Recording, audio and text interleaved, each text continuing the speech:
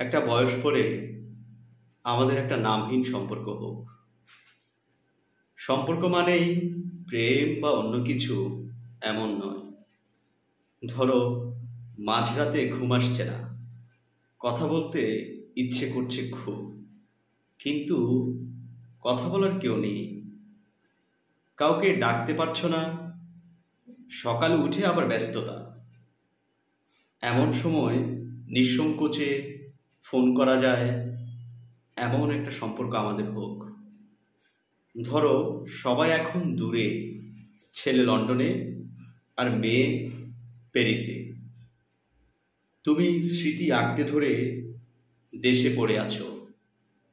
সপ্তাহে নিয়ম করে ফোন আসে 2-4 দিন, মিনিট 30 কথা। আবার সেই একাকিত্ব, শূন্য ঘর, টেবিলে রবীন্দ্রনাথ, কখনো শুধু শরৎবাবু। কিন্তু তুমি চাচ্ছ দুপুরবেলায় 1 কাপ কফি আর গল্প। এমন একটা সম্পর্ক আমাদের হোক, হাত নাচেও আষাঢ়ে উষ্ণতা নামে খোলা বারান্দায়। ধরো, স্পন্ডিলাইটিসের ব্যথাটা বাড়ছে, ডাক্তার বলেছে হাঁটতে, কিন্তু তুমি একা বের হতে এখন ভয় পাও। সবার ব্যস্ততা, তোমাকে সাথে করে হাঁটবে এমন সময় নেই। কিন্তু এমন একজন হোক, ভোরে ডেকে নিয়ে হাঁটতে বের হবে, তোমাকে চোখে চোখে রাখবে, একটুখানি ক্লান্ত হলে পার্কের বেঞ্চে বসে কপাল ছোবে, হাত দুটি ধরে রাখবে, আবার খুব সাবধানে ঘর পর্যন্ত পৌঁছে দেবে। এমন একটা নামহীন সম্পর্ক আমাদের হোক। ধরো, এখন আর কবিতা শোনা হয় না, কিন্তু কবিতা খুব প্রিয় ছিল।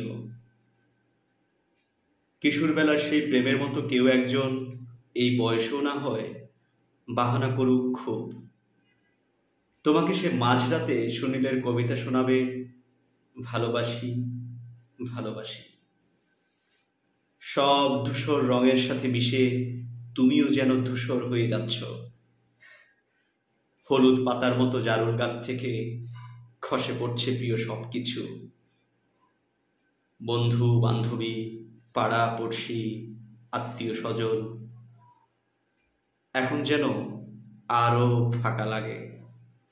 মাঝরাতে হঠাৎই জানালার ধারে একটা কাক কেমন যেন ডাকে, যেন ছেড়ে যেতে হবে এরই আহ্বান।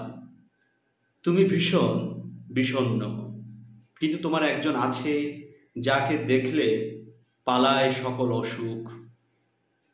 আরো কিছু বছর বাঁচতে ইচ্ছে হয়। একটা বয়স পরে আমাদের এমন একটা নামহীন সম্পর্ক হোক, সকল নিঃসঙ্গ মানুষের নিঃসঙ্গতা জুড়ে। একটা বয়স পরে এমন একটা নামহীন সম্পর্ক হোক, নিঃস্ব দীর্ঘশ্বাসে এমন সম্পর্ক থাকুক, এই সম্পর্কে মানুষ বাঁচুক। নিঃস্ব দীর্ঘশ্বাসে এমন সম্পর্ক থাকুক, এই সম্পর্কে মানুষ বাঁচুক।